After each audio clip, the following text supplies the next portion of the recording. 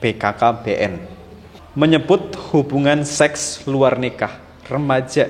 Kasus pada perempuan usia 15 sampai 19 tahun sebanyak 59%.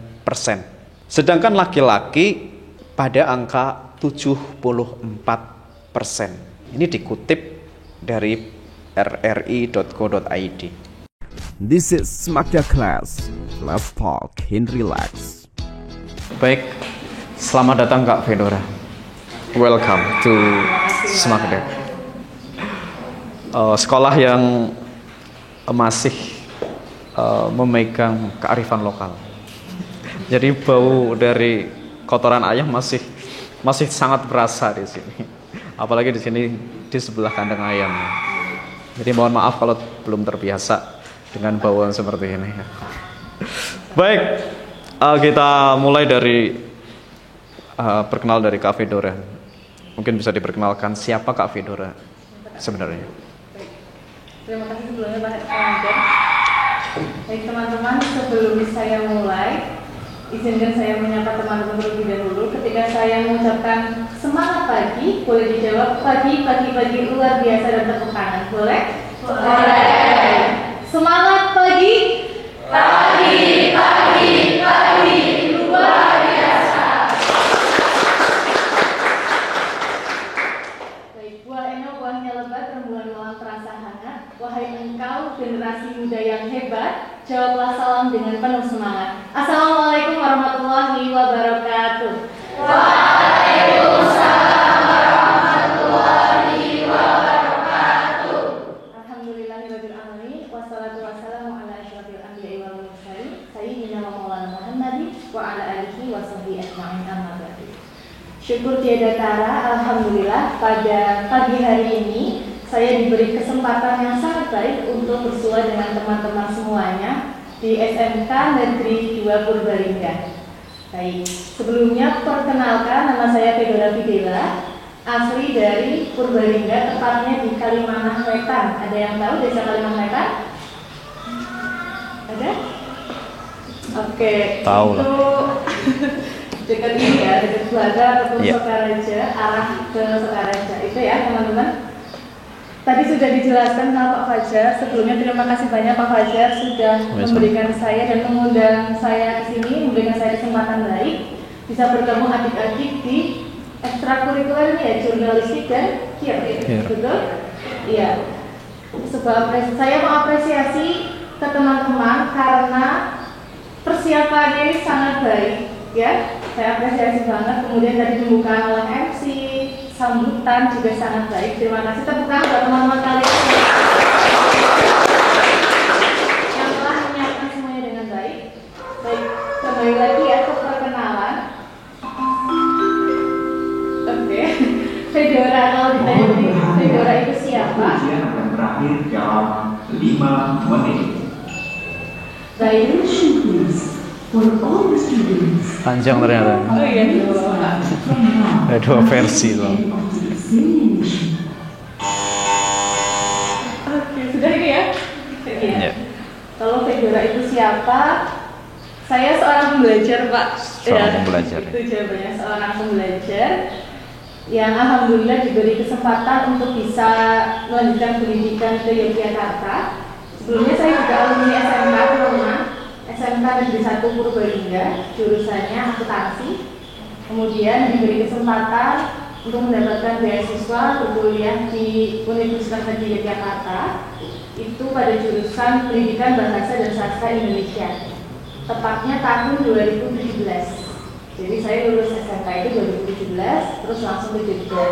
Setelah itu bekerja dulu di Jogja dan baru melanjutkan perkuliahan di program magisternya itu di UNY juga dan di jurusan yang linear, Pendidikan Bahasa dan Sastra Indonesia. Ketika semester 3 saya juga belajar lagi karena seorang pembelajar ya, alhamdulillah dapat beasiswa lagi di Universitas Ahmad Dahlan untuk melanjutkan program profesi guru itu selama 1 tahun di sana. Dan bulan Januari kemarin alhamdulillah sudah lulus yang di UAD dan bulan Februarinya baru juga lulus yang di UNY. Dan sekarang sebelum lebaran persis alhamdulillah sudah menjadi warga lokal lagi ya. sudah kembali ke kampung halaman. Seperti itu Pak Fajar. Baik, terima kasih. Sedikit tentang saya. Iya, Masya Allah ya, dari Purbalingga kemudian banyak menghabiskan waktu untuk belajar di Yogyakarta. Tepatnya seminggu Pak. Sewindu. Iya, Oke, 8 betul ya, 8 tahun ya. Iya. Tidak hanya belajar tapi juga belajar bertahan hidup di sana. Oh, bertahan hidup. Betul sekali, sama sembari bekerja. Iya, sambil bekerja. Oke, jadi sebenarnya Kak Fedor itu sudah tamat S2, kemudian sudah PPK juga gitu ya. Jadi tinggal menunggu pendaftaran ya. Alhamdulillah Belum masuk ke pendaftaran. Awalnya sudah mendapat penempatan di Riau. Oh. Iya, di Sumatera teman-teman. Tapi qadarullah ibu sakit dan saya belum jadi meneruskan itu untuk mengambil penempatan di Riau Sumatera. Seperti itu Pak. Oke, semoga secepatnya dapat yang lebih dekat supaya lebih dekat dengan ibu ya. Iya betul. Baik, langsung kita bahas menuju ke tema pada kesempatan kali ini. Tema pada kesempatan kali ini adalah kenakalan remaja. Sebelum kita membahas lebih jauh, sebenarnya kenakalan remaja itu apa sih definisinya Kak Fedor? Oke, baik.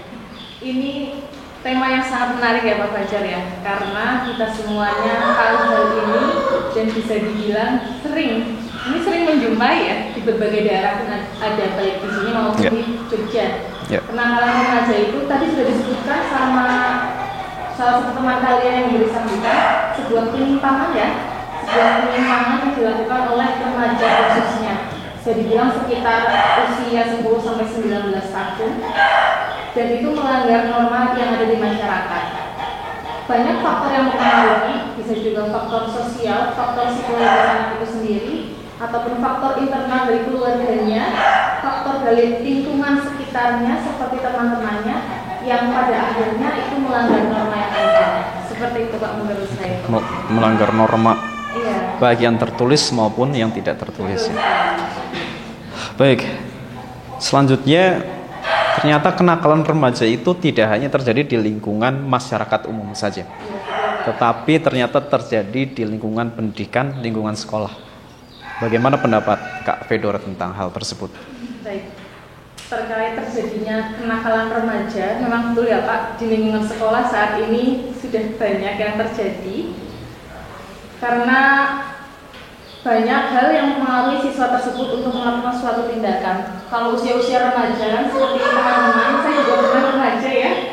Nah, itu di fase kita mencari jati diri juga, di fase kita mudah terpengaruh dengan hal-hal yang menarik di sekitar kita, entah dari teman-teman kita di sekolah ataupun dari lingkungan di sekitar rumah itu juga. Dan kenakalan remaja memang sering terjadi di sekolah karena itu faktor dari diri sendiri yang belum kuat, masih mudah terpengaruh orang lain. Selain itu juga banyaknya hal-hal yang belum bisa difilter dengan baik, sehingga banyak terjadi penyimpangan berupa kenakalan remaja. Ternyata tidak hanya di lingkungan umum, tapi di lingkungan sekolah. Dan dari literatur yang saya baca, saya kebetulan membaca beberapa referensi dari jurnal, ada penelitian tentang sekolah. Di sana menyebutkan bahwa ada beberapa macam yang sering dilakukan. Di antaranya adalah membolos sekolah tanpa keterangan, kemudian merusak fasilitas, kemudian ada yang kekerasan, tapi nggak banyak sih. Ada yang ya lebih daripada itulah. Dan ternyata hampir lebih dari 50% dari siswa di sana sudah pernah melakukan pelanggaran. Ini dilihat daripada angka kredit pelanggaran siswa, AKPS. Nah, bagaimana pendapat Kak Fedora dengan fenomena tersebut? Apakah hanya terjadi sekarang atau dulu ketika Kak Fedora masih bersekolah di bangku SMP atau SMK pun sama? Baik. Terima kasih ya Pak pertanyaannya. Pertanyaannya sangat menarik ya.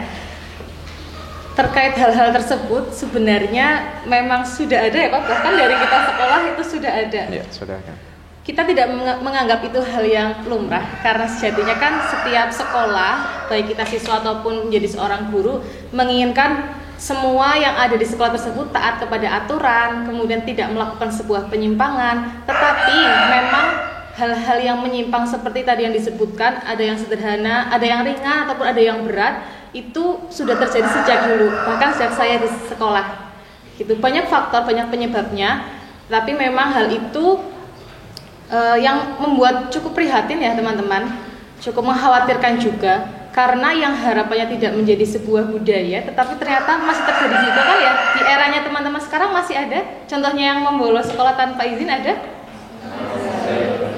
dan saya harap teman-teman tidak pernah melakukannya ya, tidak kan ya? Tidak. Oke, ini dari senyumnya jujur semua ini kelihatannya. Oke, seperti itu ya. Jujur ya di sini. Iya, insya Allah anak-anak atau siswa dari SMK Negeri 2 Purbalingga sudah mentaati aturan, ya Pak. Betul ya Pak?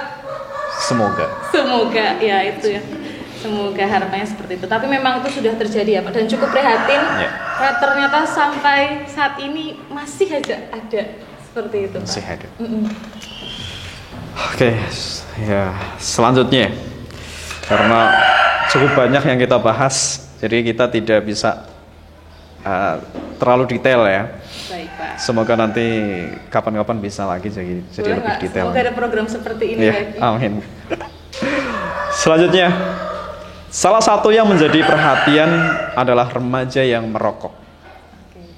Menurut data SKI adalah Survei Kesehatan Indonesia tahun 2023 menunjukkan bahwa kelompok usia 15 sampai 19 tahun merupakan kelompok perokok terbanyak, yaitu 56,5%. Diikuti oleh usia 10 sampai 14 tahun, yaitu 18,4%. Tentu ini ada kaitannya dengan populasi remaja yang usia tersebut. Iya betul. Ya memang cukup banyak. Sehingga 56,5% itu merupakan perokok. Dan mereka usia masih sekolah tentu. Betul sekali. Bagaimana pendapat Kak Fedora? Baik. Ini hal yang sangat menarik untuk kita bahas ya teman-teman. 56,5% ya Pak. Ya. Itu sudah melebihi 50%, menurut saya sangat memprihatinkan juga. Miris kepada generasi yang tergabung dalam persentase tersebut. Bahkan tadi disebutkan juga ada yang usia 10 tahun Pak. 10 sampai 14. Itu kan artinya SD ya Pak, masih kelas 5. Betul, kelas 5 SD. Nah itu, kebetulan saya pernah menjumpai salah satu siswa, karena saya kan juga mengajar bimbel di sana. Itu dari sekolah yang bisa dibilang di Jogja salah satunya. Itu bukan dari sekolah unggulan memang, dalam artian berada di daerah pinggir Yogyakarta ataupun di daerah tertentu gitu ya teman-teman. Dan salah satu permasalahan di sana, karena siswa saya ini di bimbel itu perempuan, yang saya kira tidak ada hal-hal seperti merokok yang terjadi pada perempuan. Tapi faktanya di lapangan itu hal yang sangat mengkhawatirkan Pak. Tidak hanya laki-laki, itu kebetulan waktu itu usia sekitar siswa di jenjang SMP ya teman-teman. Itu di jenjang SMP mereka sudah dihadapkan dengan kenyataan di mana lingkungannya itu dekat sekali dengan merokok. Itu. Dan saya sempat tanya waktu itu, apakah kamu ikut-ikutan?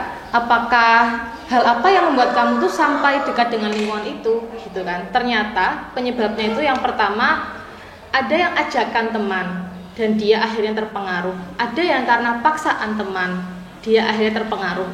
Seperti itu. Ada juga yang coba-coba. Nah, pasti ada kan seperti itu kan. Coba-coba. Ada juga ini alasan yang paling menurut saya tidak masuk akal, ingin terlihat keren. Nah, padahal kita tahu ya teman-teman, merokok itu kan suatu hal yang merugikan diri kita sendiri, terutama dari segi kesehatan. Dan beberapa alasan ini menurut saya masih kurang diterima, tidak bisa diterima malahan, apalagi alasan keempat tadi yang ingin terlihat keren. Ternyata perspektif anak-anak zaman sekarang itu ada yang berpikir seperti itu. Merokok itu cuma pengen terlihat keren, cuma ingin ikut-ikutan teman dan lain sebagainya. Itu sangat miris, sangat memprihatinkan, dan harapannya teman-teman yang di sini bisa lebih selektif ketika kita boleh berteman dengan siapapun. Ini juga yang saya terapkan ke adik-adik saya. Kebetulan adik-adik saya itu laki-laki semua, 2 laki-laki, yang satu sudah lulus kuliah, yang satu masih kelas 5 MI. Saya tanya langsung terkait kebiasaan ini. Kenapa saya bilang kebiasaan? Karena memang sudah banyak terjadi ya Pak. Bahkan di kalangan MI pun ternyata ada yang seperti itu. Faktornya itu karena melihat orang tuanya. Melihat orang tuanya di keseharian yang sering berinteraksi dengan rokok, pada akhirnya dia mencoba. Alhamdulillah adik saya salah satu tipe anak yang sering bercerita, kemudian menyampaikan hal-hal yang terjadi di sekolah. Saya memberikan arahan bahwa boleh berteman dengan siapapun, asal kita jangan terwarnai oleh mereka. Seperti itu. Apalagi salah satu adik saya yang berada sudah mengalami bangku perkuliahan ya, di mana tidak hanya merokok saja ya Pak, biasanya di perkuliahan itu lebih dari itu. Ya. Ketika teman-teman nanti kan ini SMK kemudian masuk ke bangku perkuliahan, harapannya seperti itu ya, ataupun bekerja, itu akan lebih dekat dengan dunia-dunia yang diwarnai dengan kebebasan. Ketika sudah memasuki usia-usia seperti ini, yang paling utama adalah prinsip teman-teman. Ketika kalian punya prinsip di lingkungan seperti apapun, insya Allah tidak akan terpengaruh. Itu. Jadi adanya fenomena seperti itu, ya itu perlu kita khawatirkan, perlu kita kalau bisa kita cegah. Dari mana? Dari diri kita sendiri. Yang paling utama, baru kita mengedukasi lingkungan kita. Seperti itu Pak Fajar. Ya. Kalau menurut Bapak bagaimana Pak? Kalau menurut saya, siswa-siswa di sini aman kan ya Pak? Ya, ada yang aman, ada yang aman, Berarti sewajarnya sekolah ya. pada umumnya. Ya, sama sih kayak sama. sekolah yang lain. Betul. Tapi mudah-mudahan nggak banyak sih. Amin semoga. Tapi yang saya sering pertanyakan adalah ketika melihat anak-anak yang seperti itu, di mana peran orang tua sebenarnya? Betul sekali. Kenapa mereka sampai membiarkan atau mereka tidak tahu bahwa anak-anak masih MI sama masih SD pun mereka merokok gitu. Iya, betul sekali Pak. Kemarin saya sempat mengkritisi hal itu ya Pak ke siswa-siswa saya itu. Yang pertama, ada yang memang mereka sembunyi-sembunyi. Orang tuanya tidak tahu. Tapi ada juga yang bahkan orang tuanya dalam arti memberikan dukungan karena beliau juga melakukan kebiasaan tersebut atau perokok. Itu. Oke. Berarti yang perlu diedukasi adalah orang tuanya juga orang sebenarnya. Tuanya juga. Cuman kan penyampaiannya akan butuh ruang tersendiri ya Pak. Betul. Mungkin butuh kebijakan dari pemerintah mungkin ya. Betul. Membuat juga. lembaga untuk untuk pendidikan orang tua betul. Iya, betul karena sekali, memang Pak. pernah ada lembaga untuk pendidikan orang tua, tapi akhirnya dihapus karena pergantian dari yang berwenang. Gitu. Sejarahnya pernah. Lagi, ya, Pak. Semoga ada lagi. Semoga ada lagi. Baik, selanjutnya masih ada beberapa pertanyaan. Cukup banyak bahkan. Siap Pak. Memang harus ada part 2 nggak sih ini? Survei Nasional Pengalaman Hidup Anak dan Remaja atau SNPHAR 2021 mengatakan hasil survei menunjukkan bahwa 40% anak perempuan dan 30% anak laki-laki berusia 13 sampai 17 tahun pernah mengalami kekerasan. Dan mungkin jika ditambah kekerasan verbal yang tidak dilaporkan, mungkin akan jauh lebih tinggi angkanya dibanding hal tersebut, dibanding angka tadi. Bagaimana pendapat Kak Fedora? 40 dan 30. 40 dan 30 itu kalau menurut sudut pandang saya ya Pak, angka yang cukup besar. Ya. Kekerasan baik fisik ataupun psikis ataupun semuanya ya Pak. Kalaupun itu ada tadi yang kekerasan verbal ketika dilaporkan akan lebih banyak. Padahal menurut saya di lingkungan apalagi di keluarga yang belum dalam artian belum teredukasi terkait kekerasan, itu kan pasti kekerasan verbal banyak banget. Banyak contohnya sekali. hal-hal yang ketika salah sedikit dimarahin. Nah itu dari kecil menurut saya semua orang pasti pernah merasakan itu sih, baik saya pribadi juga. Karena kalau dari sisi orang tua, ketika saya sudah di fase dewasa ini, kan saya memulai dialog dengan orang tua.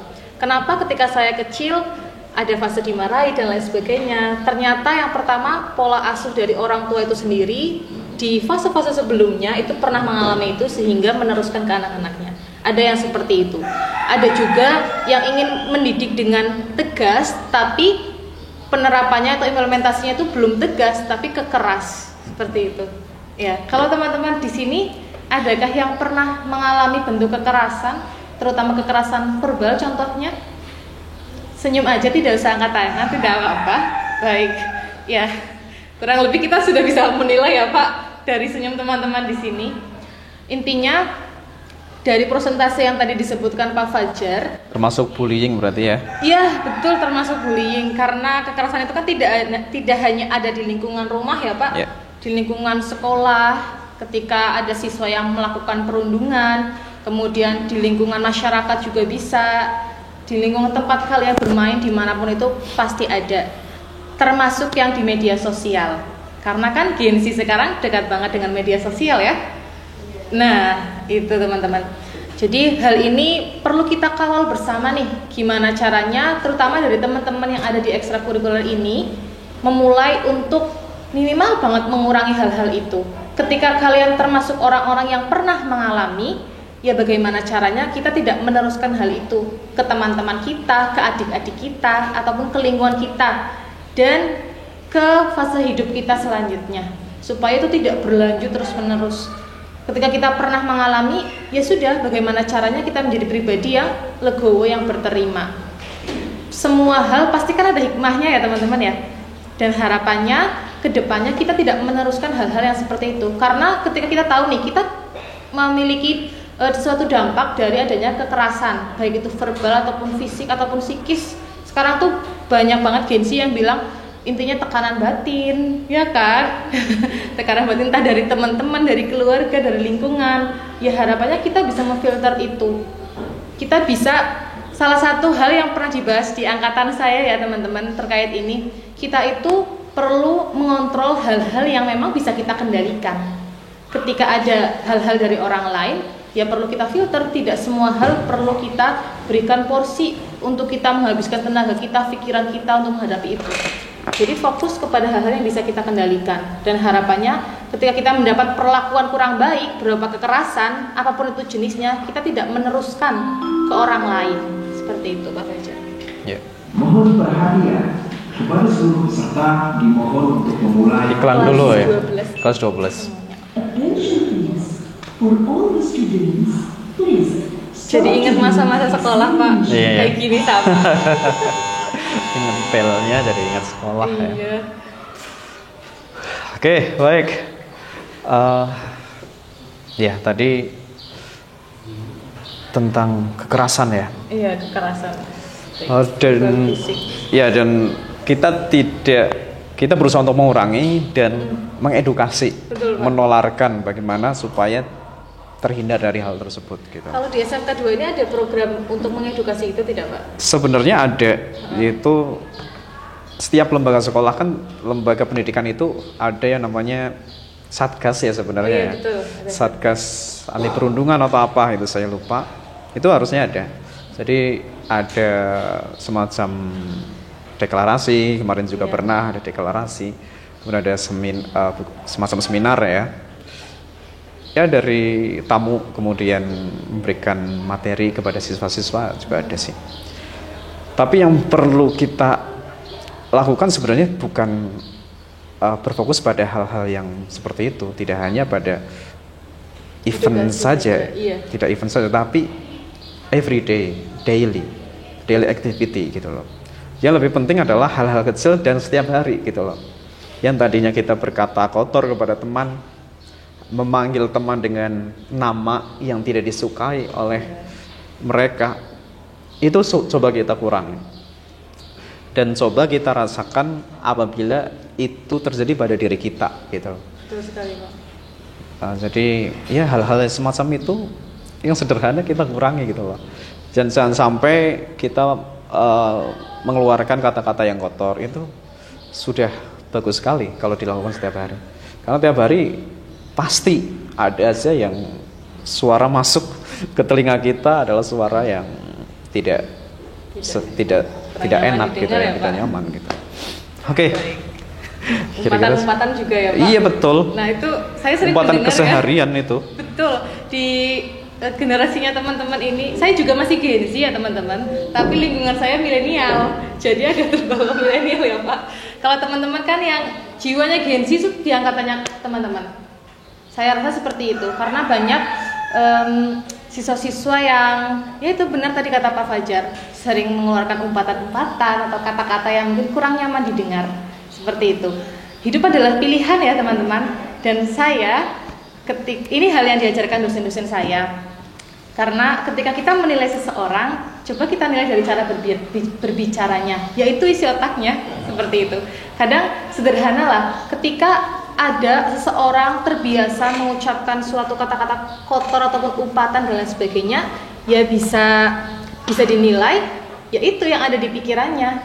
Jadi mulai dari teman-teman ya, harapannya bisa mengajak atau mempengaruhi teman-teman yang lain di kelasnya kalian masing-masing supaya mengurangi terlebih dahulu pengucapan kata-kata kotor ataupun umpatan. Kalau sudah bisa mengurangi, harapannya tidak lagi diucapkan. Gitu ya Pak ya? Iya, betul. Itu usul konkret ya? Iya, betul. Selanjutnya ini tentang hal yang lain lagi. Tapi masih mirip lah, relevan ya. Badan Kependudukan dan Keluarga Berencana Nasional, BKKBN. Ini pasti sering mendengar BKKBN ya. Menyebut hubungan seks luar nikah remaja umur 15 sampai 19 tahun mengalami peningkatan. Kasus pada perempuan usia 15 sampai 19 tahun sebanyak 59%. Oke. Kasus pada perempuan 15 sampai 19 tahun 59%. Sedangkan laki-laki pada angka 74%.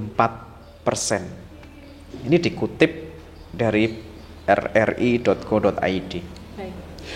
Pada tahun 2024 dan ya kondisinya seperti itu. Mungkin tidak rata ya, mungkin di kota besar yang sangat tinggi, mungkin di kabupaten mungkin nggak terlalu tinggi, tapi kalau di rata-rata mungkin segitu gitu loh. Ada ya Pak? Iya, tetap ada saja. Gitu. Betul. Bagaimana pendapat Kak Fedora? Baik, ketika mendengar kasus seperti ini, pelecehan seksual berarti apa ya? Jujur dari dalam hati saya sangat sedih. Kenapa sedih? Karena harapannya hal yang seperti ini tidak terjadi, terutama di remaja saat ini, di generasi saat ini. Itu hal yang menurut saya sangat sensitif ya teman-teman. Sensitif iya, dan kemudian sebagian orang pun masih menganggap itu hal yang tabu. Tetapi memang perlu kita bahas, perlu kita analisis, perlu kita kritisi.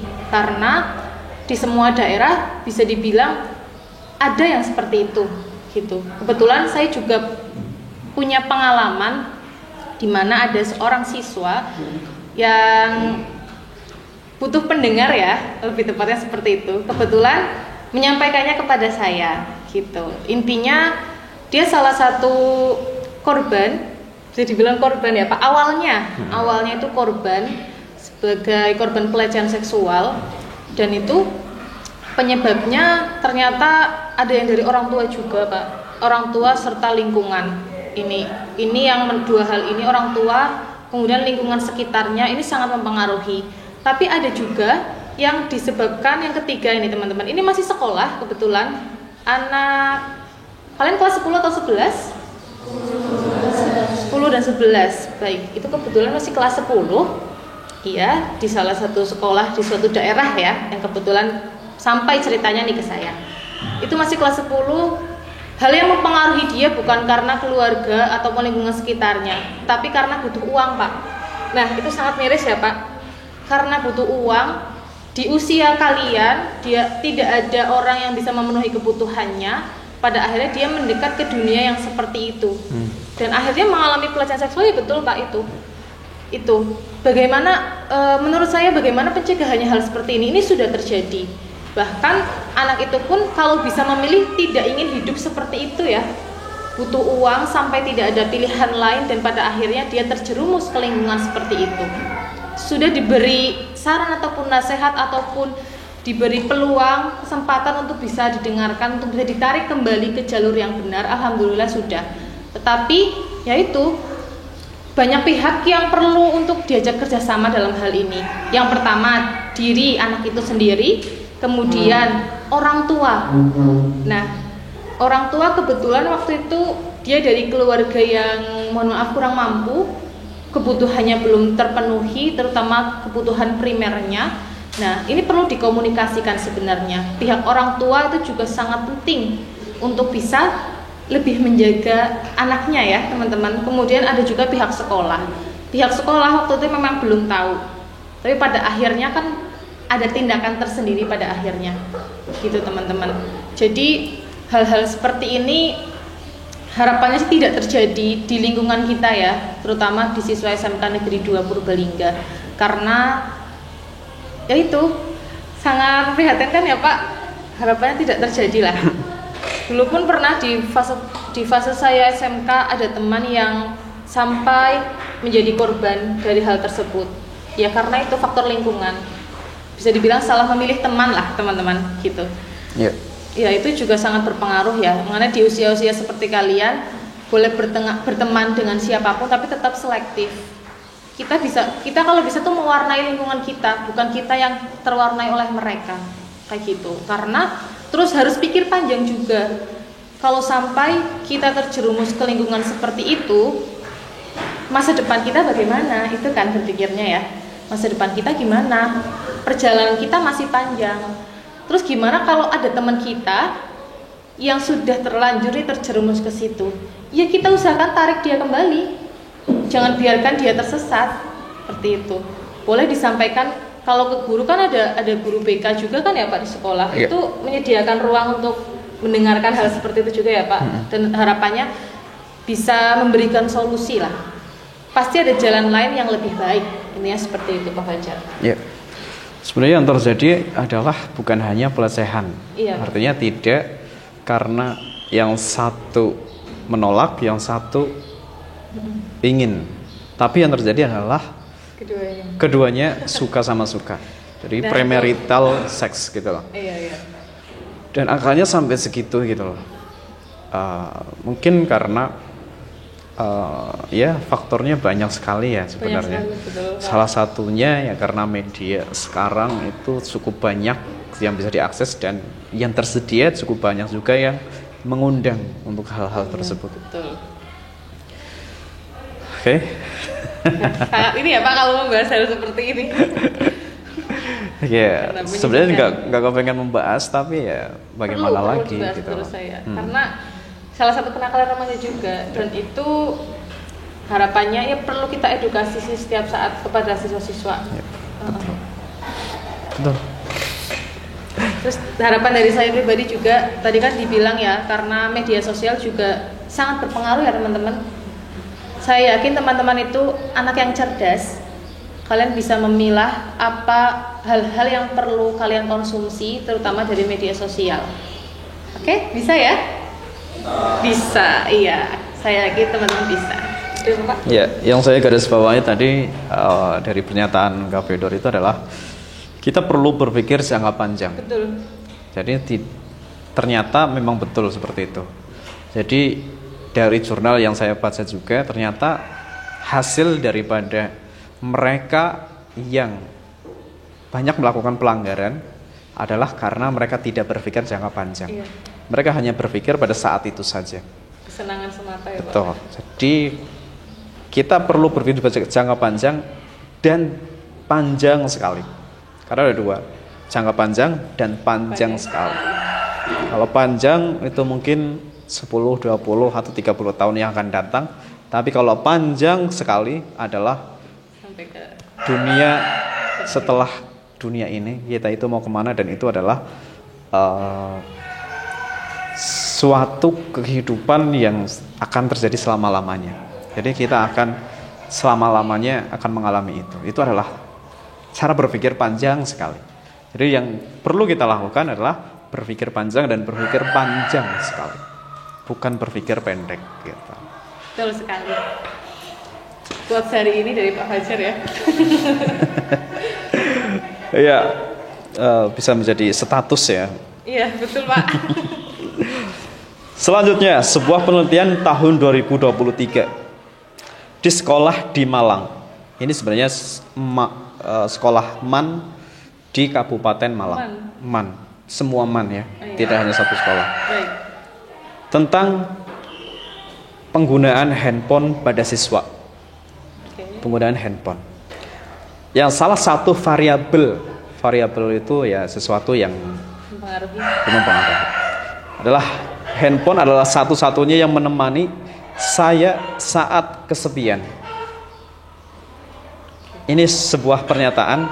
Handphone adalah satu-satunya yang menemani saya saat kesepian.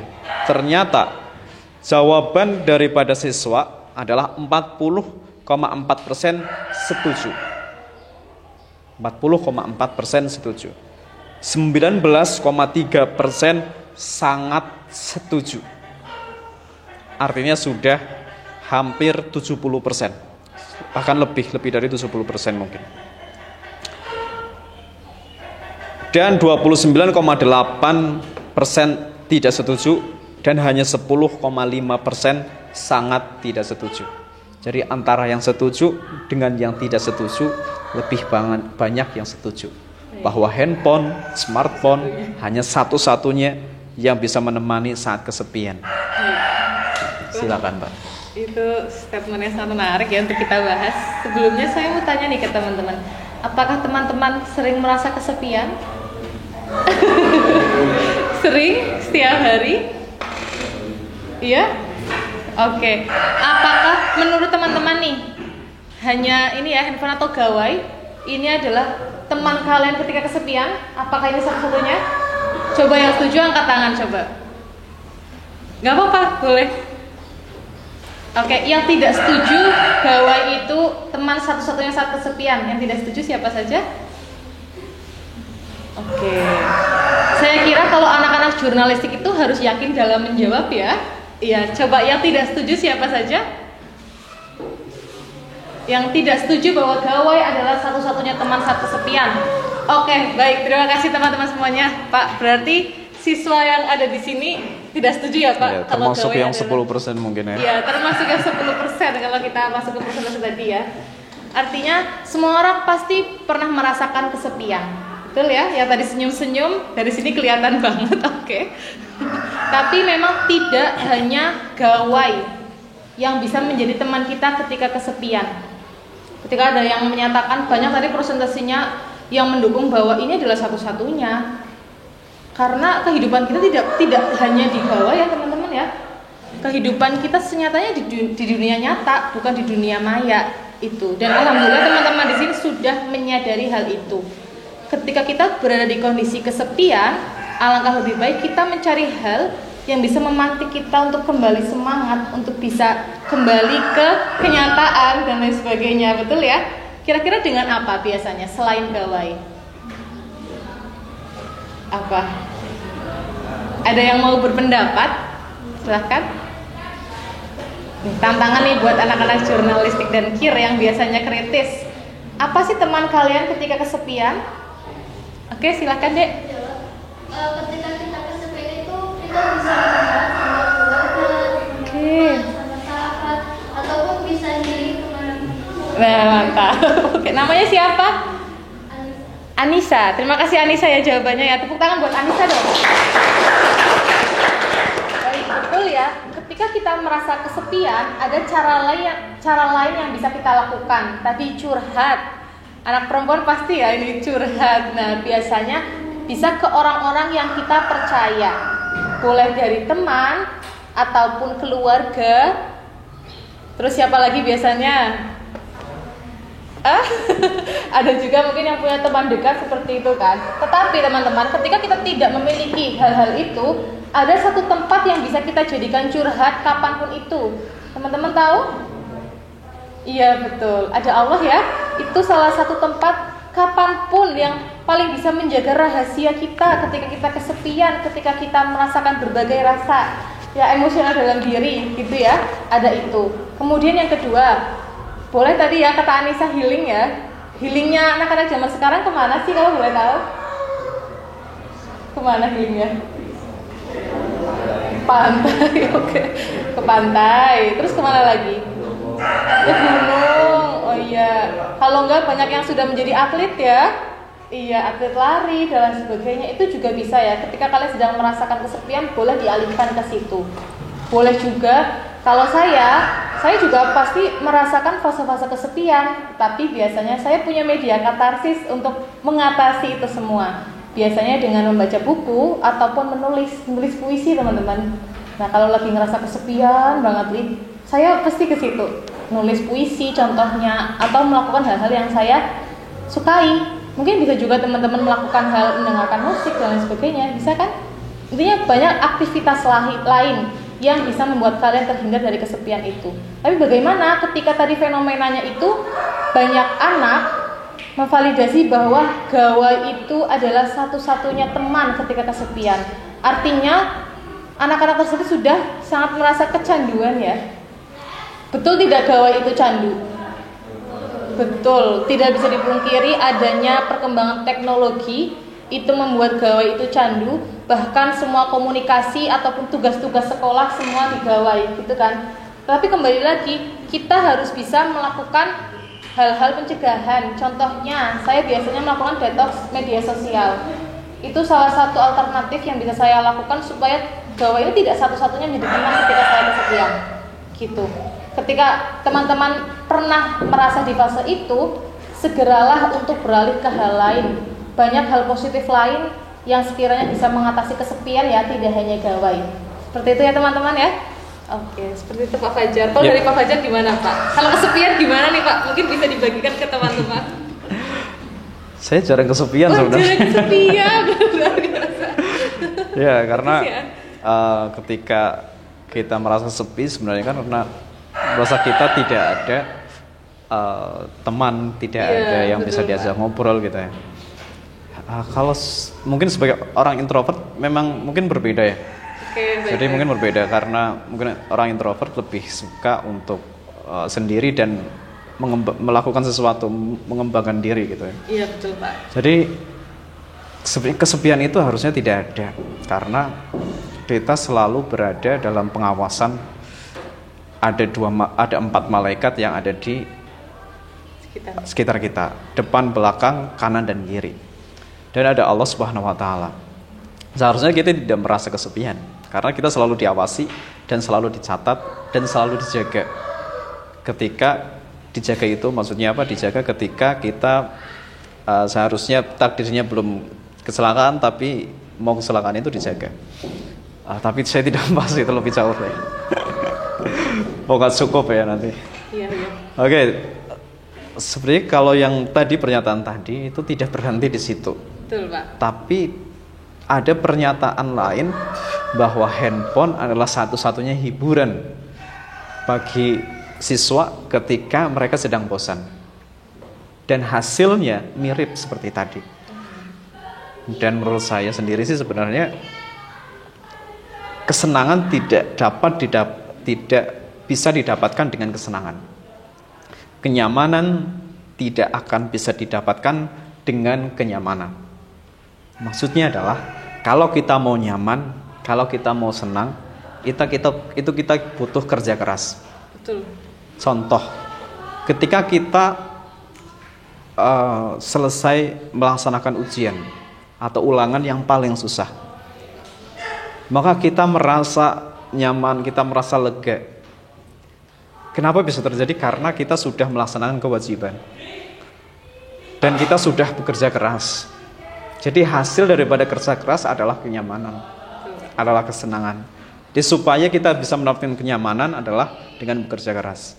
Kalau kita sudah nggak tahu mau ngapain, sudah nggak ada PR misalkan, nggak ada tugas orang tua, kenapa kita tidak mencoba untuk mengembangkan diri, mengisi waktu? Kenapa kita tidak mencoba untuk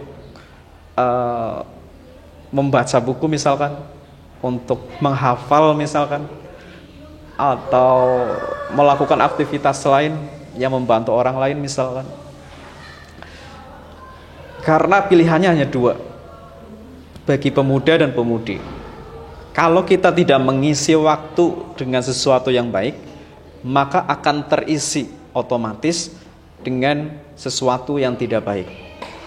Oke? Kalau kita tidak mau mengisi waktu dengan sesuatu yang baik, maka otomatis akan terisi dengan sesuatu yang tidak baik. Seperti tanah, kalau kita tidak tanami, maka hanya akan tumbuh rumput saja.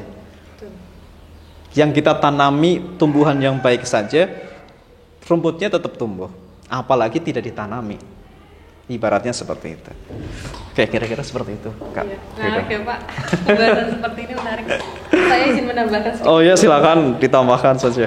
Iya, tadi ya teman-teman, kalau kita tidak mengisi hal-hal positif ke diri kita, maka kita akan terisi hal-hal yang negatif seperti itu. Tambahannya, jadilah pribadi yang punya tujuan. Gitu. Yang pertama, ketika kita menggunakan gawai, kita tahu mau apa sih, nggak sekadar kita misal scroll aja dan sebagainya. Kurangi banget, kalau bisa jangan melakukan hal itu sih. Tapi kalau kalian sudah mulai terbiasa, boleh dikurangi perlahan ya. Bijaklah menggunakan gawai. Kita harus punya tujuan. Contohnya, saya ketika menggunakan gawai, salah satu tujuan saya selain berkomunikasi ya, karena komunikasi itu basic ya menurut saya. Ada satu misi, satu tujuan yang akan saya capai, yaitu untuk personal branding. Itu juga penting, karena ketika di dunia kerja kalian membutuhkan hal itu. Dan itu salah satu contohnya. Untuk hal lain, saya yakin kalian bisa menemukan itu. Misalkan yang lagi bergerak di dunia bisnis, lagi jualan, kalian kan butuh gawai ya, tapi itu dengan tujuan yang jelas. Jadi bukan karena hal-hal lain, tidak membuang waktu sia-sia untuk scroll hal-hal tertentu. Gitu teman-teman. Kemudian kalian bisa mengisi waktu dengan cara menemukan passionnya teman-teman. Udah menemukan passion masing-masing belum? Sudah belum? Kalau di jurnalistik berarti bisa dibilang kalian suka menulis ya? Suka atau memaksa diri untuk suka? Nah itu kalian yang menjawab di hati masing-masing ya.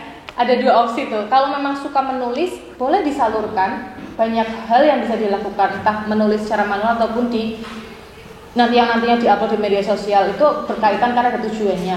Kalau misalkan belum suka menulis dan akan suka menulis, boleh diasah. Misalkan kalian membaca buku terlebih dahulu, kemudian menuangkan isi pikiran itu dari hal itu, atau diskusi dengan teman, itu juga bisa. Jadi perbanyak hal-hal yang di dunia nyata. Itu akan membantu kalian untuk mengurangi interaksi yang negatif ataupun kurang baik ya dengan gawai. Itu ya teman-teman, perbanyak interaksi di dunia nyata, bukan hanya di dunia maya. Seperti itu Pak. Ya. Siap. Siap. Oke, terima kasih.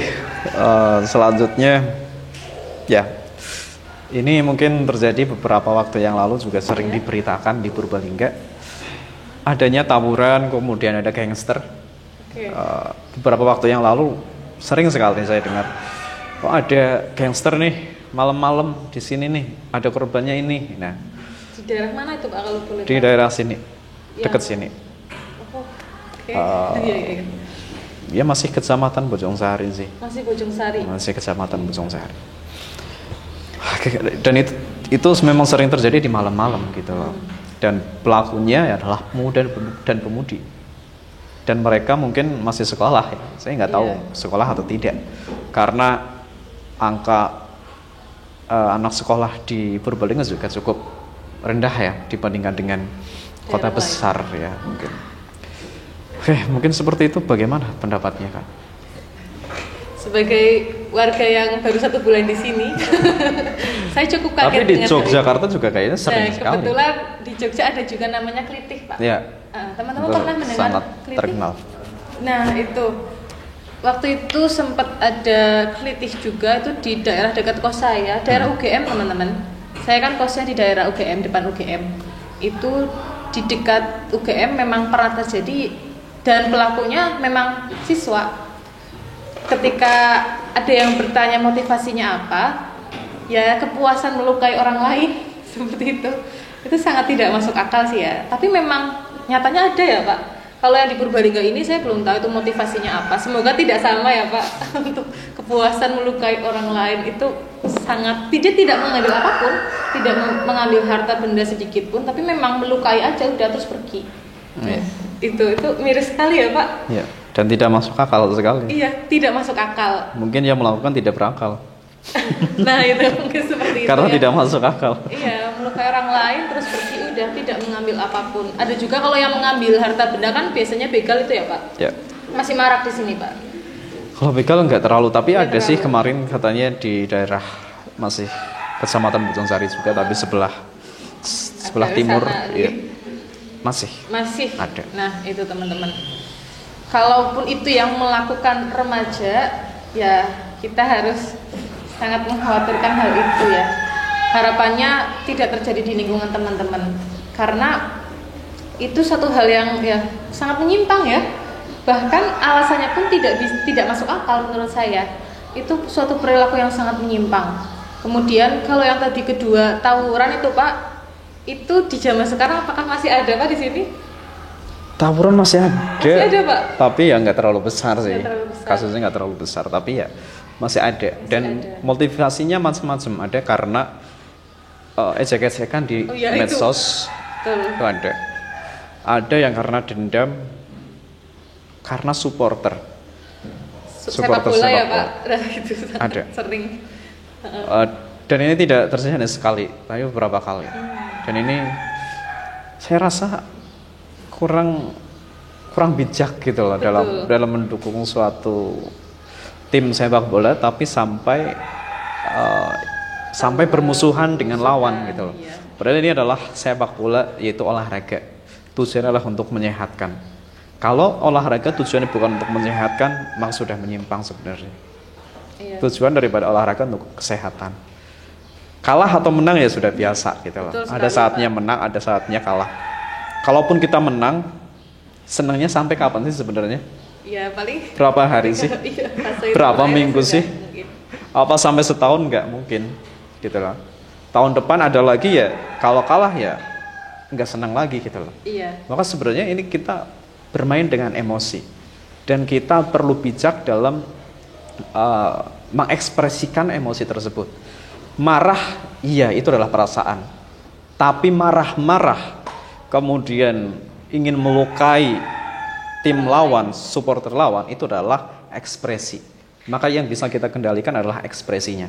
Iya, betul. Oke, ekspresi bagaimana kita marahnya itu yang bisa kita kendalikan. Dan itu adalah pilihan. Dan bisa kita pilih. Kita memilih untuk diam, untuk menahan diri, atau kita memilih justru untuk melawan, untuk melukai yang lain. Kira-kira seperti itu. Iya, betul sekali Pak. Selaras dengan pendapatnya Pak Fajar ya teman-teman. Bagi saya anak muda itu perlu memiliki minimal banget 3 kecerdasan. Yang pertama, kecerdasan intelektual. Itu berkaitan dengan ya bagaimana kalian terkait ilmu atau kepakarannya kalian ya. Yang kedua, kecerdasan ini utama banget, kecerdasan spiritual. Betul ya Pak, itu penting banget dimiliki Ya. pemuda saat ini ya. Betul. Dan yang ketiga, tadi berkaitan dengan sisi emosional ya, kecerdasan emosional. Itu penting banget ketika kita menjadi generasi muda yang punya minimal 3 kecerdasan itu, intelektual, spiritual, emosional, kita akan lebih bijaksana dalam bersikap. Tidak mudah terbawa suasana kayak tadi kalah main bola terus langsung marah-marah, langsung melakukan tindakan yang mungkin berlebihan, sangat berlebihan ya. Nah, kalau kita sudah bisa mengontrol diri kita dengan 3 hal itu, 3 kecerdasan itu, akan lebih mudah, akan lebih bijaksana kita dalam bersikap. Setuju nggak teman-teman? Silahkan ya. Kalian masih panjang perjalanannya, dilatih diri kalian supaya bisa minimal menguasai 3 kecerdasan itu. Intelektual, spiritual, dan emosional. Itu. Seperti itu Pak Fajar, Ya. tambahan dari saya. Baik, selanjutnya karena waktunya sudah cukup lama ya. Wah ini masih nyaman ini Pak buat Sudah. ngobrol-ngobrol sama teman-teman. Jadi silakan bagi yang punya pertanyaan diajukan. Silakan angkat tangan, kemudian sebutkan nama dan ditanyakan. Silakan. Namanya siapa deh? Kenalkan, nama saya Brilian Tanausa. Panggilannya? Brilian. Brilian. Wah, ini pasti brilian banget nih. Oke, dari kelas apa? Dari kelas 11 TKR 1. 11 TKR 1. Mau tanya apa Brilian? Jadi mau tanya tentang kenakalan remaja itu kan bisa dianggap lumrah karena memang sudah sering terjadi. Betul. Ya mungkin karena rasionalitas orang Indonesia itu kebanyakan rasionalitas nggak enakan gitu sama temennya, jadi gampang dipengaruhi sama orang lain. Oke. Niat nyari teman malah dimanfaatkan. Kamera. Waduh, ini Masih. Oke, baik. Pertanyaan yang brilian dari seorang brilian ya. Luar biasa. Tepuk tangan buat Brilian. TKR ya. Brilian cocok masuk ini karena menurut saya Brilian tuh kritis orangnya. Iya? Iya. Entah ini dari pengalaman pribadi atau pengalaman teman-teman yang Brilian, yang namanya orang nggak enakan. Nah, apalagi kita orang Jawa ya, entah di daerah sendiri ataupun nanti di luar. Ketika saya merantau pun orang Jawa itu orang yang paling nggak enakan, apa-apa pasti bingung mau menolak, betul? itu juga sering terjadi di usia seperti kalian, usia-usia yang masih butuh relasi banyak, masih mencari jati diri dan lain sebagainya. Bagaimana menganggap hal itu? Memang sering dibilang itu lumrah ya, kenakalan remaja. Tetapi alangkah lebih baiknya kita menjadi orang yang kalau bisa jangan lumrah deh, jangan diteruskan ke fase-fase berikutnya, ke generasi kedepannya gitu kan. Gimana kalau kita jadi orang yang nggak enakan? Ya udah, kita perlu mengontrol diri kita, Brilian. Kalau Brilian sekarang apakah termasuk orang yang nggak enakan? Ya. Iya, ya ini kelihatan ya. Iya. Kemudian Brilian kalau menolak ajakan teman gimana? Mbak tanya dulu nih. Kalau nolak, sorry bro, aku nggak ikut gitu. Gimana? Ngomongnya itu malas gitu. Oh, ngomongnya malas. Berarti kalau Brilian ngomong malas itu artinya penolakan ya teman-teman ya? Oke, ngomongnya malas. Ya, ini sedikit sharing ya. Mbak pernah di fase yang kayak Brilian. Sama lah, ketika ada ajakan tertentu, baik itu positif atau negatif dalam artian contohnya bolos sekolah ataupun izin kuliah, itu dulu sering banget yang namanya izin kuliah tuh sering banget. Pernah di fase, aduh bingung nih alasannya apa ya, gitu kan? Pengennya kita tetap kuliah, tapi kok teman-teman mintanya izin kuliah, alasannya mereka itu, ayo kita kerja kelompok dan lain sebagainya. Nah itu tadi Pak Fajar sudah bilang loh, ketika kita mendekat ke hal positif, kita tidak akan terisi oleh hal-hal yang negatif. Jadi kita perlu punya prinsip. Dari usia remaja seperti kalian sampai nanti memasuki kehidupan dewasa, itu prinsip kita sangat dipertaruhkan, terutama dalam memilih sesuatu yang memang baik untuk kita. Jangan takut dibilang, ih kamu sok banget sih, sekolah mulu atau kuliah mulu, sok rajin banget, sok alim banget, sok apa banget. Itu sering terjadi. Nggak apa-apa, selama kalian tahu, oh ini pilihanku, ini benar, ini untuk jangka panjang atau jangka yang sangat panjang memang benar, ya udah lakuin aja. Kita boleh jadi orang yang misalkan nggak enakan itu dalam artian untuk menghargai orang lain, nggak apa-apa. Tetapi ketika sudah bermain dengan prinsip, kita harus tegas. Aku tahu Brilian itu orang yang punya tujuan, ya. Nah, tetapi di fase sekarang, fase remaja itu pasti terpengaruh oleh banyak pendapat dari orang lain ya. Nah itu, pendapat dari orang lain, kita perlu filter teman-teman. Ajakan, pendapat, dan kritikan, saran, boleh kita terima, tapi kita filter dulu. Kalaupun itu positif, kita ambil. Tapi kalau tidak, cukup kita ucapkan terima kasih. Itu sebagai bentuk kita menghargai mereka. Tetapi jangan semuanya kita telan mentah-mentah. Gitu Brilian. Gimana? Apakah menjawab Brilian? Oke, terima kasih ya Brilian ya. Baik, dari teman-teman yang lain, ada yang bertanya lagi? Oke, silahkan. Perkenalkan nama saya Safira dari kelas 11 APHP 1. HPHP. HPHP 1. Jadi seperti yang kita tahu bahwa peran keluarga serta orang tua itu sangat penting untuk pertumbuhan anak-anaknya. Tetapi untuk beberapa keluarga serta orang tua kurang paham akan hal tersebut dan mungkin bahkan menyalahkan anak-anaknya jika anak tersebut melakukan suatu kesalahan. Jadi mungkin dari kita sendiri itu bisa melakukan sesuatu untuk menunjukkan kesadaran tersebut. Bagaimana caranya? Oke, yang perlu kita lakukan ya. Tadi panggilannya siapa? Safira. Safira. Tepuk tangan buat Safira teman-teman. pertanyaan Safira ini juga menarik ya, tentang keluarga. Iya. Kalau saya izin bertanya ya Pak, ke teman-teman, kira-kira nih melihat seorang Fedora yang hari ini di depan teman-teman, keluarga itu di Gen Z sekarang, saya sering banget mendengar istilah keluarga cemara. Iya. Menurut kalian, apakah sosok Fedora yang ada di depan kalian itu berasal dari keluarga cemara? Apa nih, gini atau gini? Iya atau tidak menurut teman-teman? Iya. Iya? Yang jawab iya siapa coba? Silahkan angkat tangan. 1, 2, 3. Oke, banyak juga. Ini yang kubu sini gimana pendapatnya? Kamu iya? Oke, Brilian iya? Kurang tahu. Oke, kurang tahu. Oke, ada yang berpendapat iya karena mungkin penilaian beberapa menit kita berjumpa ya. Ada juga yang belum memberikan pendapatnya karena memang ya baru tahu Fedora hari ini, ya nggak apa-apa. Itu aman-aman saja. Kenapa perlu saya bahas terkait ini? Karena saya sering banget mendengar di generasinya kalian, baik di Jogja ataupun di Purbalingga. Kan kebetulan saya di sini ikut beasiswa muda Purbalingga dan itu siswa SMA juga, SMA SMK. Banyak sekali yang mempertanyakan hal itu sama tentang keluarga. Saya bukan dari keluarga cemara ya teman-teman.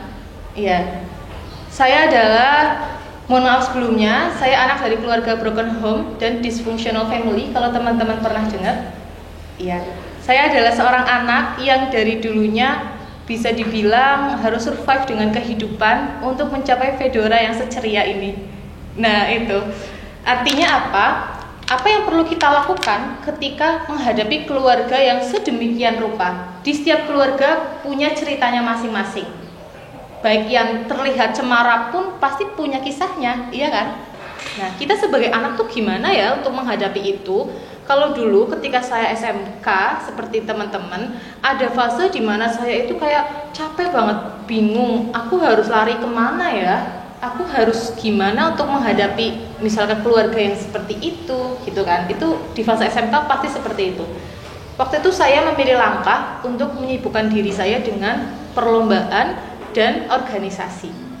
Karena disitulah saya ketemu lingkungan, saya punya orang tua di sekolah, guru-guru saya yang mendampingi saya, yang mengarahkan saya. Ketika saya belum mendapatkan itu di rumah, saya mencari hal itu di sekolah. Kemudian pelan-pelan memberikan hal-hal positif yang saya dapatkan di sekolah dari hasil didikan guru-guru saya nanti ke rumah. Dan di fase dewasa awal, kemudian di fase dewasa seperti ini, saya mulai komunikasi lagi dengan orang tua. Kenapa sih saya pada akhirnya menjadi anak dari keluarga yang demikian gitu ya? Karena apa? Karena dari orang tua pun ternyata punya trauma yang diteruskan sampai ke saya, seperti itu. Setelah itu di fase dewasa ini alhamdulillah, kenapa saya terlihat, mungkin teman-teman tadi menilai dari keluarga cemara, mungkin karena pembawaan saya ya. Karena ini sudah di fase yang berterima, sudah di fase yang ya sudah semuanya sudah terjadi, tinggal ambil pembelajarannya aja gitu. Dan itu butuh waktu ya, tidak instan ya teman-teman. Setiap anak pasti punya luka di keluarganya masing-masing. Yang perlu kita lakukan, kita cari lingkungan positif yang bisa membawa kita minimal tuh memberikan gambaran ini loh sosok keluarga yang bisa mengarahkan, dan itu bisa diperoleh juga di sekolah. Dulu ketika di SMK, guru yang mengarahkan saya itu guru bahasa Indonesia dan satu guru BK. Ada Bu Guru, ada Pak Guru juga. Itu yang mengarahkan saya ketika tahu, oh saya dari keluarga broken home nih, dari dysfunctional family. Kemudian guru itu menanyakan kepada saya awalnya, Fedora mau kemana habis ini? Saya bilang, saya mau kuliah Pak, tapi saya nggak tahu, nggak ada dukungan dari orang tua karena saya kan dari desa ya teman-teman. Mungkin ada yang sama dari teman-teman ya, dari desa, dari keluarga yang belum pernah ada yang kuliah.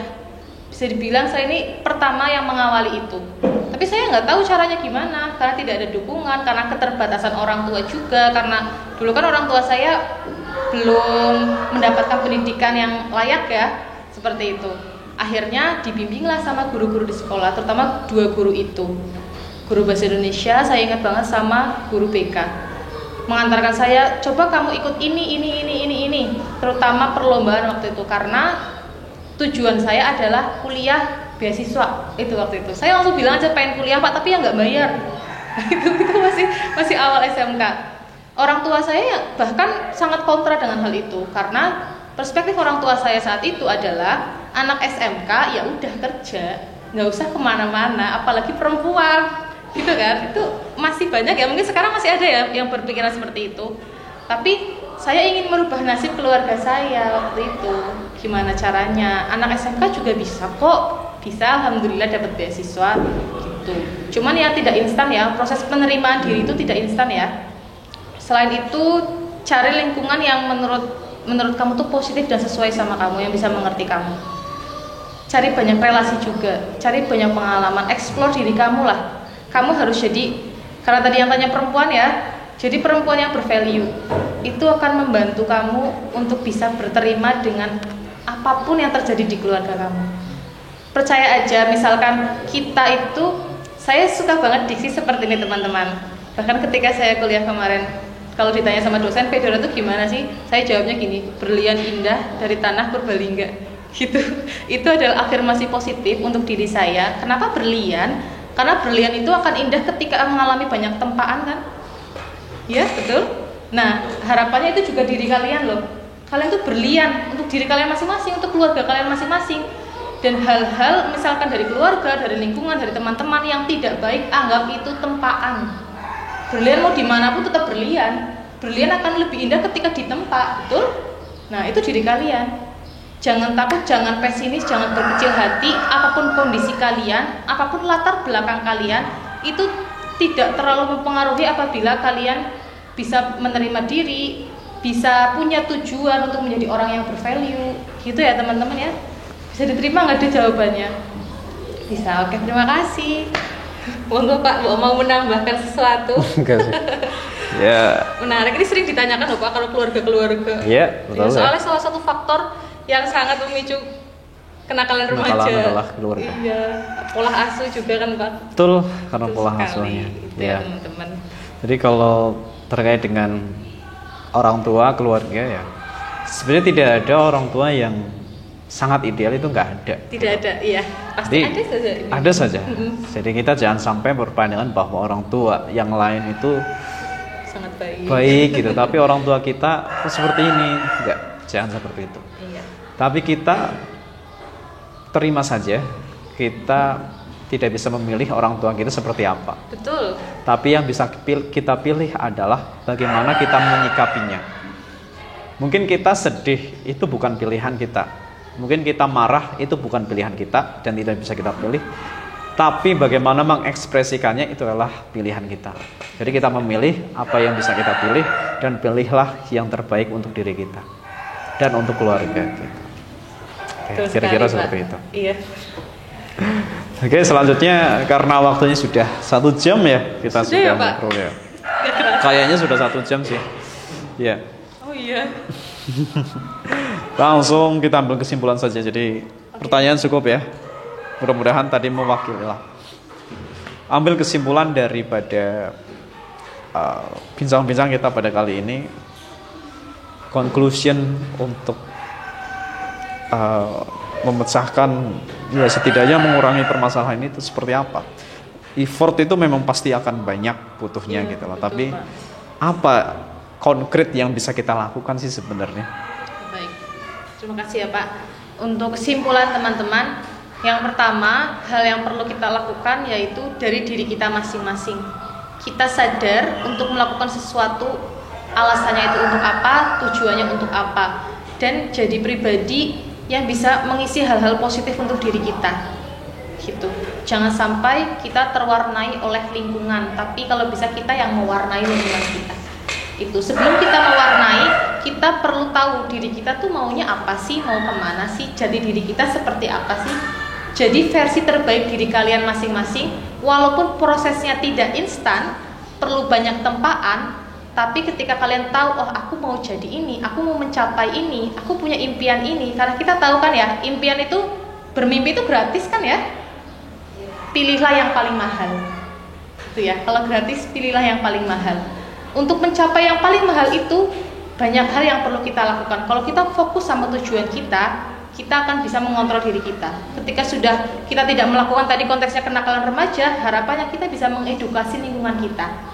teman-teman kalian lah, sekitar lingkungan kalian atau teman-teman kelas kalian, coba kita edukasi pelan-pelan, minimal kita mencontohkan hal yang positif seperti itu. Terus untuk yang lebih kompleks lagi, yang namanya kenakalan remaja itu perlu kerjasama berbagai pihak ya Pak. Yep. Baik dari personal diri kita masing-masing, orang tua, betul ya, orang tua juga, sekolah, guru-guru terutama, masyarakat, bahkan negara ya Pak kalau bisa. Negara. Nah itu. Ya kita sama-sama berdoa, semoga kedepannya hal-hal seperti kenakalan remaja yang marak terjadi ini bisa berkurang ataupun tidak ada, dan semua pihak bisa kerjasama dengan baik untuk mengatasi itu.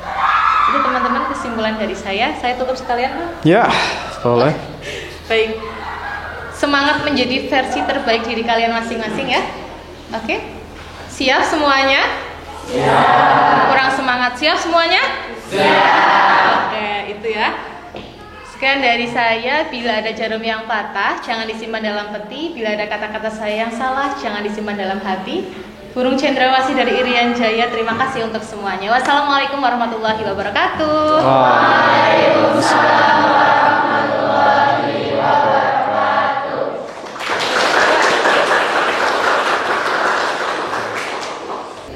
Salam literasi. Logis, kritis, dinamis.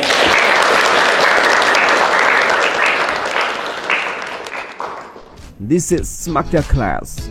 Let's talk and relax.